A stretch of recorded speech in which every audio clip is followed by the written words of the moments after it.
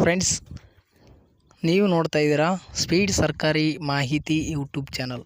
ಸ್ನೇಹಿತರೆ, ಇವತ್ತಿನ ಈ ಒಂದು ವಿಡಿಯೋದಲ್ಲಿ PM ವಿಶ್ವಕರ್ಮ ಯೋಜನೆಗೆ ಅರ್ಜಿ ಯಾರೆಲ್ಲ ಸಲ್ಲಿಸಿದ್ದೀರಾ ಮತ್ತು ಇನ್ನೂ ಅರ್ಜಿ ಸಲ್ಲಿಸಿಲ್ಲ ಅಂತಂದ್ರೆ ಕೂಡ ನೋಡಿ, ಅರ್ಜಿನ ಸಲ್ಲಿಸಬೇಕಂತ ಅಂದ್ಕೊಂಡವರು ಕೂಡ ನೋಡಿ, ಮತ್ತು ಟೂಲ್ ಕಿಟ್ ಬುಕ್ ಮಾಡಿದಂಥವರು ನೋಡಿ, PM ವಿಶ್ವಕರ್ಮ ಯೋಜನೆಯ ಪೂರ್ತಿ ಡೀಟೇಲ್ಸ್ನ ಟೂಲ್ ಕಿಟ್ ಪಡೆಯುವುದಾಗಿರ್ಬೋದು.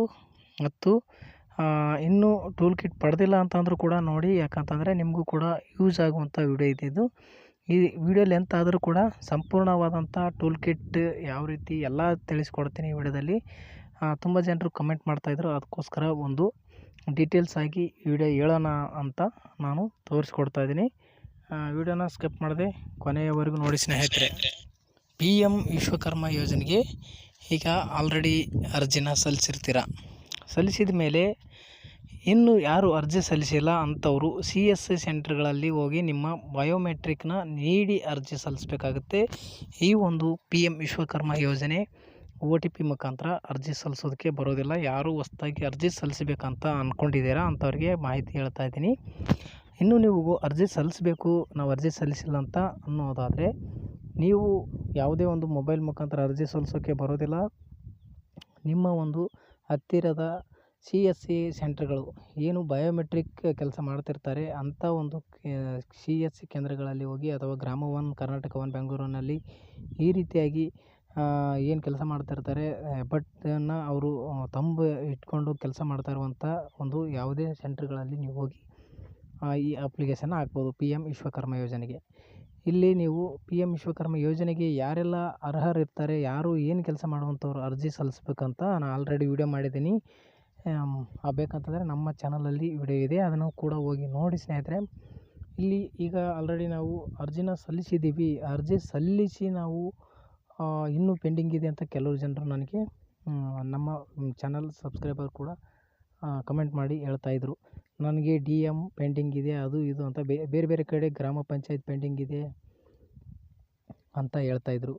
ಆದರೆ ಇಲ್ಲಿ 3 ಸ್ಟೆಪ್ಗಳಿರುತ್ತೆ. ನೀವು ಅರ್ಜಿ ಸಲ್ಲಿಸಿದ ನಂತರ 3 ಸ್ಟೆಪ್ಗಳು ನೀವು ಕಂಪ್ಲೀಟ್ ಮಾಡಬೇಕಾಗುತ್ತೆ. ಅಂದರೆ ನೀವು ಕಂಪ್ಲೀಟ್ ಮಾಡೋದಿಲ್ಲ, ಅದು ತಾನಾಗೆ ಹೋಗ್ತಾ ಇರುತ್ತೆ.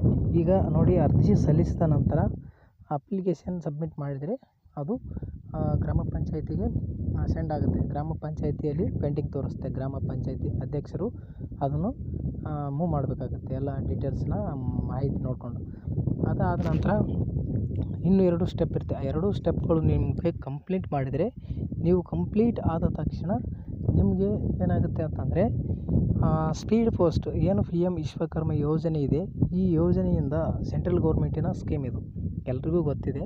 ಸೆಂಟ್ರಲ್ ಗೌರ್ಮೆಂಟ್ ಸ್ಕೀಮ್ ಆಗಿರೋದ್ರಿಂದ ಈ 3 ಸ್ಟೆಪ್ಗಳು ನೀವು ಅಪ್ಲಿಕೇಶನ್ ಹಾಕಿದ ನಂತರ 3 ಸ್ಟೆಪ್ ಕಂಪ್ಲೀಟ್ ಆಯಿತು ಅಂತಂದರೆ ಸಕ್ಸಸ್ಫುಲಿ ರಿಜಿಸ್ಟ್ರೇಷನ್ ಅಂತ ಬರುತ್ತೆ. ನೀವು ಸ್ಟೇಟಸ್ನಲ್ಲಿ ನೋಡಿರ್ಬೋದು.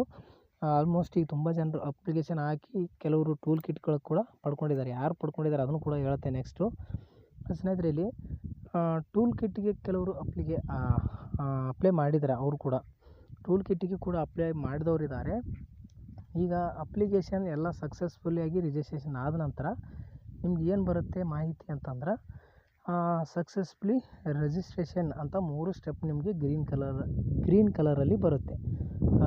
ಅಂದರೆ ಹಸಿರು ಬಣ್ಣದಲ್ಲಿ ನಿಮಗೆ ಅಲ್ಲಿ ತೋರಿಸುತ್ತೆ ಸಕ್ಸಸ್ಫುಲ್ಲಿಯಾಗಿ ರಿಜಿಸ್ಟ್ರೇಷನ್ ಆಗಿದೆ ಅಂತ ಮಾಹಿತಿ ತೋರಿಸುತ್ತೆ. ಆ ಮಾಹಿತಿ ತೋರಿಸಿದ ನಂತರ ನೀವೇನು ಮಾಡಬೇಕಾಗಿಲ್ಲ. ನೀವು ಸುಮ್ಮನೆ ಇದ್ದರೆ ನಿಮಗೆ ಸ್ಪೀಡ್ ಪೋಸ್ಟ್ ಮುಖಾಂತರ ಏನು PM ವಿಶ್ವಕರ್ಮ ಕಡೆಯಿಂದ ಪ್ರಮಾಣಪತ್ರ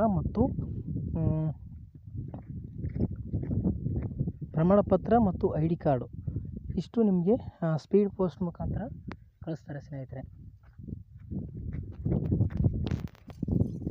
ಈಗ ತುಂಬ ಜನರು ಕೂಡ ಆ ಒಂದು ಇದು ಪಡ್ಕೊಂಡಿರ್ತಾರೆ.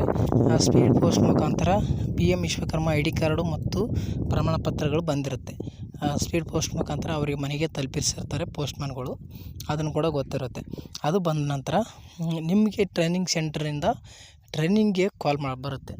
ನೀವು ಟ್ರೈನಿಂಗ್ಗೆ ಬರಬೇಕು, ಈ ದಿನಾಂಕ ಈ ಸ್ಥಳದಲ್ಲಿ ನಿಮ್ಮ ಡಿಸ್ಟಿಕ್ನಲ್ಲಿ ಇರುತ್ತೆ ಅಥವಾ ತಾಲೂಕಿನ ಲೆವೆಲಲ್ಲಿ ಇರುತ್ತೆ.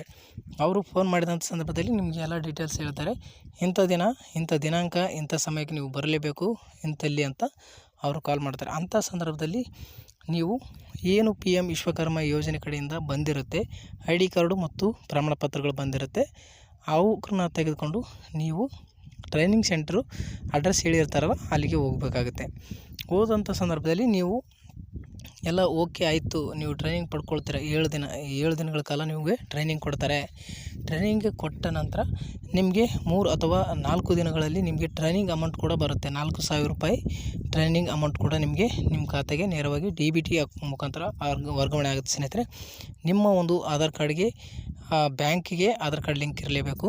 ನಿಮ್ಮ ಆಧಾರ್ ಕಾರ್ಡ್ಗೆ ಬ್ಯಾಂಕ್ ಲಿಂಕ್ ಇಲ್ಲ, ಬ್ಯಾಂಕಿಗೆ ಆಧಾರ್ ಕಾರ್ಡ್ ಲಿಂಕ್ ಇಲ್ಲ ಅಂತಂದರೆ ನಿಮಗೆ ಟ್ರೈನಿಂಗ್ ಅಮೌಂಟ್ ಕೂಡ ಬರೋದಿಲ್ಲ. ಈ ವಿಡಿಯೋನ ಲೆಂತಿ ಆದರೂ ಕೂಡ ಸ್ವಲ್ಪ ಸಮಾಧಾನದಿಂದ ವಿಡಿಯೋನ ನೋಡಿ, ಎಲ್ಲ ಡೀಟೇಲ್ಸ್ ನಿಮಗೆ ಅರ್ಥ ಆಗುತ್ತೆ ಸ್ನೇಹಿತರೆ. ನಿಮಗೆ ಇದು ಟ್ರೈನಿಂಗ್ ಅಮೌಂಟ್ ಬರಬೇಕಂತಂದ್ರೆ ಬ್ಯಾಂಕಿಗೆ ಆಧಾರ್ ಲಿಂಕ್ ಇರಲೇಬೇಕು, ಆಧಾರ್ ಸೀಡಿಂಗ್ ಆಗಿರಲೇಬೇಕು ಸ್ನೇಹಿತರೆ. ಈ ಇಂಪಾರ್ಟೆಂಟ್ ಆದ ಮಾಹಿತಿ ನೀವು ಮೊದಲಿಗೆ ಮಾಡ್ಕೊಳ್ಬೇಕಾಗುತ್ತೆ. ಯಾರು PM ವಿಶ್ವಕರ್ಮ ಯೋಜನೆಗೆ ಅರ್ಜಿ ಹಾಕಿದ್ರಿ ಅಂಥವರು ಗಂಡು ಮಕ್ಕಳು ಕೂಡ ಹಾಕಿದ್ದಾರೆ, ಹೆಣ್ಮಕ್ಳು ಕೂಡ ಹಾಕಿದ್ದಾರೆ. ಹಾಗಾಗಿ ನಿಮ್ಮ ಖಾತೆ ಕೂಡ ನೀವು ಚೆಕ್ ಮಾಡ್ಕೊಳ್ಬೇಕಾಗುತ್ತೆ. ನೋಡಿ ಸ್ನೇಹಿತರೆ, ಇಷ್ಟು ಆದಮೇಲೆ ನಿಮಗೆ ಏನು ಟ್ರೈನಿಂಗ್ ಪಡೆದಂಥ ಒಂದು ಪ್ರಮಾಣ ಪತ್ರ ಕೂಡ ನಿಮಗೆ ಟ್ರೈನಿಂಗ್ ಸರ್ಟಿಫಿಕೇಟ್ ಕೂಡ ಬರುತ್ತೆ ಕೆಲವು ದಿನಗಳಲ್ಲಿ. ಅದನ್ನು ಕೂಡ ನಿಮ್ಮ ಒಂದು ಟ್ರೈನಿಂಗ್ ಸೆಂಟ್ರಿಂದ ಕಾಲ್ ಬರುತ್ತೆ, ಪ್ರಮಾಣ ಪತ್ರ ರೆಡಿಯಾಗಿದೆ ಬಂದು ತೆಗೆದುಕೊಂಡು ಹೋಗಿ ಅಂತ. ಅದನ್ನು ಕೂಡ ನೀವು ತೆಗೆದುಕೊಳ್ಬೋದು. ಇಷ್ಟು ಆದಮೇಲೆ ನೀವು ಟ್ರೈನಿಂಗ್ ಎಲ್ಲ ಕಂಪ್ಲೀಟ್ ಆದಮೇಲೆ ನೀವು PM ವಿಶ್ವಕರ್ಮದ ಒಂದು ಟೂಲ್ ಕಿಟ್ಟು 15,000 ರೂಪಾಯಿ ಈ ವೋಚರ್ ನಿಮಗೆ ಸಿಗುವಂಥದ್ದು. ಇಲ್ಲಿ ನೋಡಿ, ನಾನು ಸೈಡಲ್ಲಿ ಸ್ಕ್ರೀನ್ ಶಾಟ್ ಹಾಕಿದ್ದೀನಿ, ಫೋಟೋ ಹಾಕಿ ತೋರಿಸ್ಕೊಡ್ತಾ ಇದ್ದೀನಿ ನೋಡಿ. PM ವಿಶ್ವಕರ್ಮದ ಒಂದು ಮಾಹಿತಿ ತೋರಿಸ್ತಾ ಇದ್ದೀನಿ. ಇದು ಟೂಲ್ ಕಿಟ್ಗೆ ಅಪ್ಲೈ ಮಾಡಿರುವಂಥದ್ದು. ಟೂಲ್ ಕಿಟ್ಗೆ ಅಪ್ಲೈ ನೀವು ಮಾಡಲೇಬೇಕಾಗುತ್ತೆ. ಎಲ್ಲ ಸಕ್ಸಸ್ಫುಲ್ ರಿಜಿಸ್ಟ್ರೇಷನ್ ಆದ ನಂತರ ನೀವು ಟೂಲ್ ಕಿಟ್ಗೆ ಅಪ್ಲೈ ಮಾಡಬೇಕಾಗುತ್ತೆ. ನೀವು ಯಾವ ಕೆಲಸದ ಮೇಲೆ ಹಾಕಿರ್ತೀರ ಆ ಕೆಲಸಕ್ಕೆ ಸಂಬಂಧಪಟ್ಟಂಥ ಒಂದು ಟೂಲ್ ಕಿಟ್ಗಳು ನಿಮ್ಗೆ ಸಿಗುತ್ತೆ ಸ್ನೇಹಿತರೆ. ನೀವು ಯಾವುದೇ ಎಕ್ಸಾಂಪಲ್ ನೀವು ಟೈಲರಿಂಗ್ ಕೆಲಸ ಮಾಡ್ತಾಯಿದ್ರೆ, ಟೈಲರಿಂಗ್ ಕೆಲಸ ಮಾಡ್ತಾಯಿದ್ದೀರಿ ಅಂತಂದ್ರೆ ಟೈಲರಿಂಗ್ ಕೆಲಸಕ್ಕೆ ಸಂಬಂಧಪಟ್ಟಂಥ ಸಾಮಾನುಗಳು ನಿಮಗೆ ಸಿಗುತ್ತೆ. ಮತ್ತು ಬಡಗಿತನ ಮಾಡುವಂಥವ್ರಿಗೆ ಅವರಿಗೆ ಸಂಬಂಧಪಟ್ಟಂಥ ಟೂಲ್ ಕಿಟ್ಗಳು ಸಿಗುತ್ತೆ. ಮತ್ತು ಗೌಂಡಿ ಕೆಲಸ ಮಾಡುವಂಥವ್ರಿಗೆ ಆ ಗೌಂಡಿ ಕೆಲಸಕ್ಕೆ ಏನೆಲ್ಲ ಸಾಮಾನು ಬೇಕಾಗುತ್ತೆ ಆ ಸಾಮಾನುಗಳು ನಿಮಗೆ ಸಿಗುವಂಥದ್ದು. ಬೇರೆ ಇನ್ನೂ ಹಲವಾರು ಕೆಲಸಕ್ಕೆ ಇಲ್ಲಿ ಯಾವ್ಯಾವ ಕೆಲಸ ಅಂತ ನಾನು ವಿಡಿಯೋ ಮಾಡಿದ್ದೀನಿ, ಅದನ್ನು ನೋಡಿ ಅಂತ ಹೇಳಿದ್ದೆ ಮೊದಲಿಗೆ. ಆ ವಿಡಿಯೋನ ನೋಡಿದರೆ ನಿಮಗೆ ಯಾವ ಕೆಲಸ ಮಾಡುವಂಥವ್ರು ಈ ಯೋಜನೆಗೆ ಅರ್ಜಿ ಸಲ್ಲಿಸ್ಬೋದು ಅನ್ನೋದು ಕೂಡ ನಿಮಗೆ ಗೊತ್ತಾಗುತ್ತೆ ಸ್ನೇಹಿತರೆ. ಇಲ್ಲಿ ಟೂಲ್ ಕಿಟ್ಗೆ ನೀವು ಅಪ್ಲೈ ಮಾಡಿದ ನಂತರ ಟೂಲ್ ಕಿಟ್ಟು ನಿಮ್ಮ ಮನೆಗೆ ತಲುಪಿಸ್ತಾರೆ. ಹೌದು ಸ್ನೇಹಿತರೆ, ಟೂಲ್ ಕಿಟ್ ಯಾವ ರೀತಿ ಸಿಗುತ್ತೆ ಯಾವ ರೀತಿ ಇಲ್ಲ ಅಂತಂದರೆ, ನೀವು ಟೂಲ್ ಕಿಟ್ಗೆ ಅಪ್ಲೈ ಮಾಡಿದ ನಂತರ ಈ ವೋಚರ್ ಒಂದು ಮೆಸೇಜ್ ಬರುತ್ತೆ.